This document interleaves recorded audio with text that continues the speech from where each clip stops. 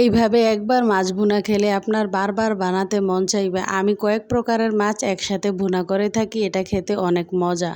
আজকের মাছ ভুনাটা আমি 3 প্রকারের মাছ দিয়ে করব, রুই মাছ, শিং মাছ এবং চিংড়ি মাছ। প্রথমে মাছগুলিকে লবণ এবং হলুদ দিয়ে ভালো করে মেখে নিয়েছি। তারপর একটি কড়াইয়ে পরিমাণ মতো তেল দিয়ে মাছগুলিকে এক এক করে দিয়ে ভালো করে ভেজে নেব। মাছ ভুনার ক্ষেত্রে মাছগুলি যদি আপনি ভালো করে না ভাজেন তাহলে এগুলো ভেঙে যায়। মাছগুলি ভাজা হয়ে গেলে উঠিয়ে নিলাম। তারপর চিংড়ি মাছগুলিকে ভেজে নিব। চিংড়ি মাছগুলি 2 থেকে 3 মিনিট ভেজে নিলেই হবে। চিংড়ি মাছ বেশিক্ষণ লাগে না ভাজতে।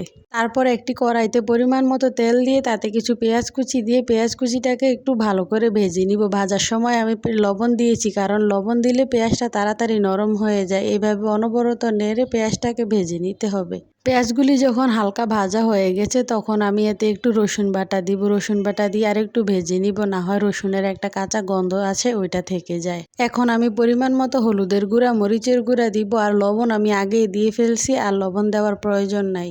এখন আমি এগুলোকে নেড়েচেড়ে মিশিয়ে পরিমাণ মতো পানি দিলাম। যে যতটুকু ঝোল রাখতে চান ততটুকু পরিমাণে পানি দিবেন। তরকারিতে বলক চলে আসলে ভেজে রাখা সকল মাছগুলি দিয়ে দিলাম, দিয়ে ভালো করে নেড়েচেড়ে মিশিয়ে নিলাম। সরি, আপনারা হয়তো আমার ভয়েসে অনেক নয়েজ পেতে পারেন, কারণ আমার বাসা মেন রোডের সাথে এবং সাথে হসপিটাল আছে, এই জন্য গাড়ির যাতায়াতটা একটু বেশি থাকে। এখন মাছ ভুনাটাকে আমি 10 মিনিট রান্না করে নিব। তার মাঝে মাঝে আমি একটু নেড়ে চেড়ে দিব, না হয় নিচে দিয়ে লেগে যাওয়ার সম্ভাবনা থাকবে। এইভাবে একবার হলেও মাছ ভুনা করে দেখবেন, আর রান্নাটা কেমন হয়েছে কমেন্টে জানাবেন। এই তো রান্না হয়ে গেল আমার মজাদার মাছ ভুনা। ভিডিওটা ভালো লাগলে সাবস্ক্রাইব করবেন। Thank you for watching.